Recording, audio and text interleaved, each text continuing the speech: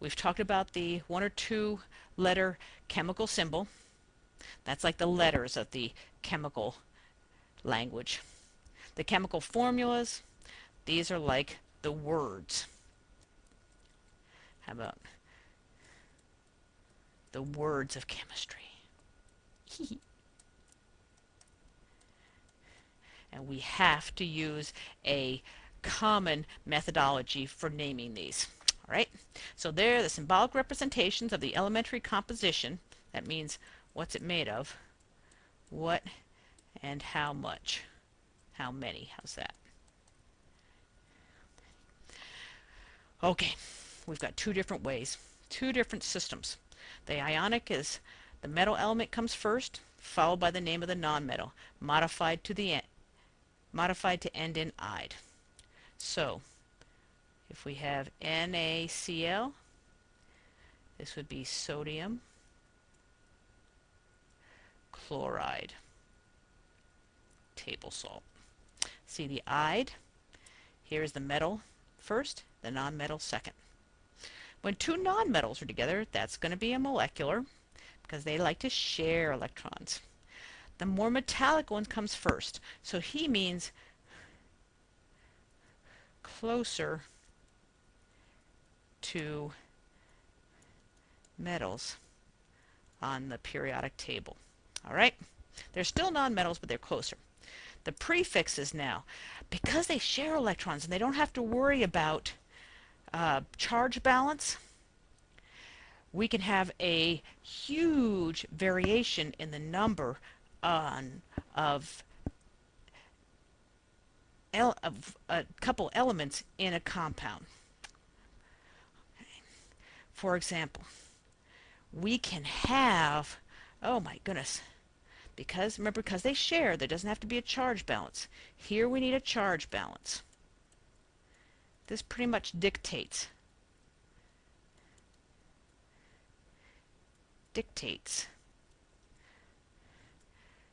atomic ratios. How about, let's call it elemental ratios. That'll be less confusing. Let's just call it ratios. That's even less confusing. But over here, we can have, because of sharing, we could have NO. This is nitrogen monoxide. Mono means one. We'll talk about that in a second. Or we could have another stable nitrogen-oxygen molecule is dinitrogen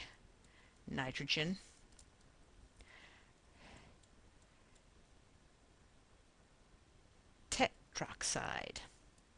There are a couple little nuances to naming these things, but you can see that both of these involve only nitrogen and oxygen, but both are valid. Now, organic molecules have special rules. We are just going to memorize some. We're going to memorize some specific ones. Few specific ones. Okay, this is beyond our time allotted in this course. All right, so this is for naming compounds, and this is molecular compounds only. And some you probably know. Mono is one, di or bi is two, tri, tetra. Penta you may not be familiar with. Hexagon for hexa, hepta, that's new. Octa, octopus, nona might be new, and deca. I need you to memorize these. All right, it's important. All right. Okay, let's look at the chemical symbols and chemical formulas. I think this should be written as chemical formulas. Interesting. Okay. All right, this is water. Water always has two hydrogens, one oxygen. It looks like this. Yes, it does. And composition. That's what we're talking about. All right. We can also put a number in front of it, and that tells me I've got two discrete molecules. Discrete meaning independent, moving as two separate entities. Okay? Total, though, I would have 4 hydrogens and 2 oxygens. And juxtapose that to this formula. This one versus this guy. He is hydrogen peroxide. And again, some things have special names that have come over the ages. And so this one's called hydrogen peroxide. We could also call it dihydrogen dioxide. Okay? All right. Now, these two are so different in chemical and physical properties. All right. So, we've got to appreciate the fact that when I put type and number of the different elements, I am specifying its chemical and physical properties. All right. Now, one thing that they do when two species come together, they often react with one another. Here is metal. This is magnesium. And we just saw this guy. This is oxygen. All right. When you put a spark to these guys, and that is give them some energy to react with each other, we have a metal, a non-metal, and they react chemically to form magnesium. Remember, the metal name comes first, and then the non-metal oxide. Take the ending away and add "ide." So metal, then non-metal with "ide" on it. Okay, and this is an ionic species, an ionic compound. And notice again, it is this beautiful repeating array of an anion. Remember, anions are negative, and cations are positive. And they are the metals, and these are the nonmetals. Okie dokie. Notice the charges are 2 this time. 2 minus, 2 plus. It is a 1-to-1 ratio still, because I've got a 2 to 2. Well, let's do it this way. Okay. We've got 2 positives in ratio with 2 negatives according to this formula. This reduces to a 1-to-1, which makes sense. They balance.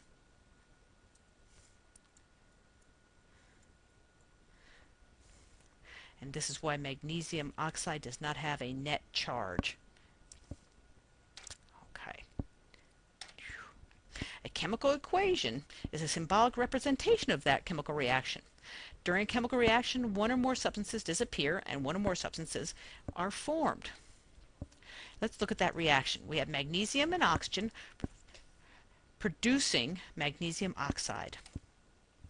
The substance to the left of that arrow are called reactants. To the right, products. Now it gets to be fun.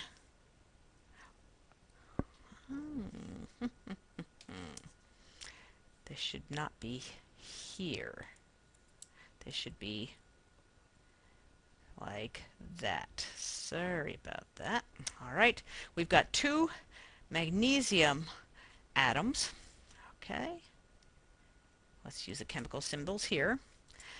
And oxygen, in its stable form, is a diatomic molecule.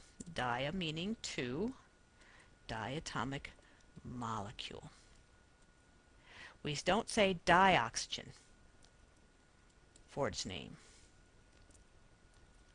Okay.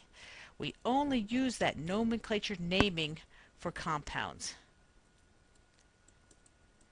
Naming rules only for compounds.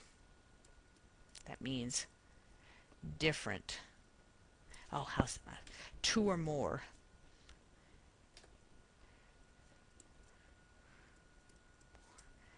elements. All right. Okay. So we just call him oxygen, him magnesium, and him, though, he is now what? An ionic compound.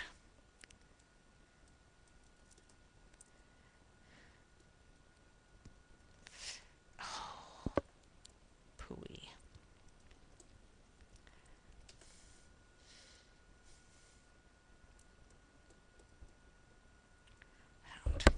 So he needs the naming rules, and he is called magnesium oxide. The law of conservation of mass, this is a law of nature, says that matter cannot be created nor destroyed. Matter is stuff. Anything with mass or volume. All right? We juxtapose this to energy. Energy is the other camp in the world. So matter cannot be created nor destroyed.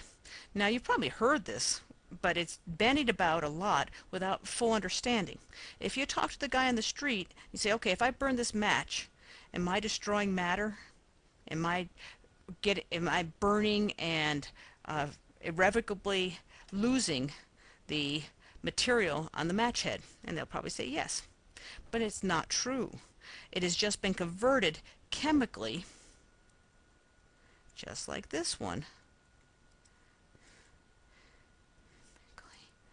Changed or converted to another bunch of products, or one product, but they still have the same number and type of atom. So on either side of a reaction, we must have the same number and type of atoms. Okay. All right. Chemicals change by interacting with one another. Bonds break and new bonds form. Conservation of mass tells us the number and type of atoms must be the same before and after. And this is a cool word, stoichiometric coefficients. It's a very Greek word. It does have OHIO in it, so it can't be too bad. But it's just a fancy word that says that it is a ratio number, a coefficient that tells us for that given reaction how many of each of the species involved are there. They give the ratio of reactants and products. So what we're going to do is we're going to balance an equation in order to obey the law of conservation of mass, to assure we got the same number and type of atoms on each side. All right. For example, let's do, this is the combustion. Combustion means reaction with oxygen of methane. He does not adhere. He is a molecule, but he's an organic molecule. And remember I told you that they've got their own naming rules? Organic compound. All right. Of course, here's oxygen. You'll notice that they're both molecules. They're both nonmetals. This is all nonmetals, all nonmetals. And over here, though, this is carbon dioxide. How will you know which to do. I am just telling you there are going to be very few organics. We're just going to have to memorize the names. For example, I want you to memorize this guy. Memorize methane, because he is an important fossil fuel. We're going to keep coming back to him over and over again. And for example, this guy is not called dihydrogen monoxide. In fact, there's a lovely fun study where this kid in South Dakota went on and had a petition, had a petition to ban dihydrogen monoxide because, he said, it causes death by drowning. It is found in tumors of cancerous nature. Its vapor can burn you. All these things are true, of course, but water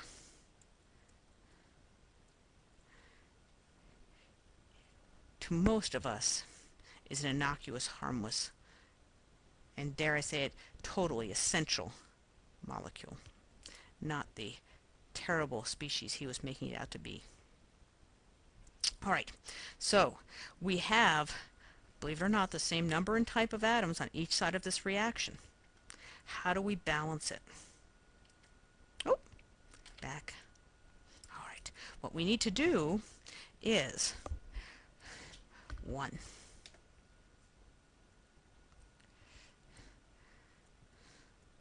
Start on the left of a compound and balance that atom, or that element. Unless it appears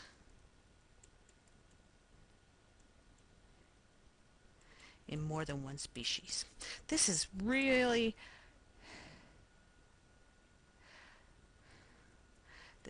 trial and error. So we're trying to minimize our iterations. So for us it would be carbon. Then keep doing this, going across the reactants.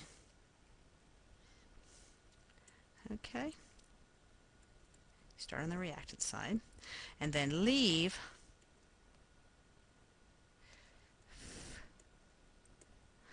uncombined elements to the end.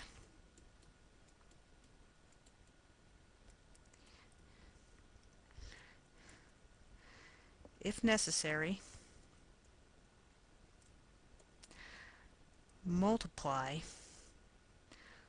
all coefficients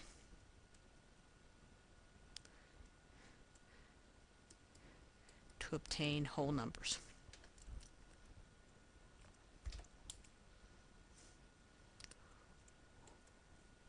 Whole number coefficients. And these, of course, are stoichiometric coefficients. I'll tell you right now, we aren't going to have to do that for this. This is a very simple example. And until you do it yourself, you don't know the pitfalls, but you just stay patient, stay calm, and you will be fine. All right? So here we have, let's start with methane. And we start with carbon. I've got 1 carbon here, 1 carbon there. So let's put a 1 in front here for the time being. Keep your eraser handy. Now, hydrogen. I've got 4 here. Now I've got 2 in water. I cannot change the subscripts. That's a big deal. Do not change the subscripts. But I put a 2 out there to get my 4 hydrogens. Now the last thing is this uncombined oxygen. I've got 2 of them in the molecule, so I'm going to go by 2s now. So I've got 2 from the carbon dioxide, and notice this, I have a 1 here that we kind of assume, but it's multiplied by 2. So this species gives me a total of 2 oxygen atoms.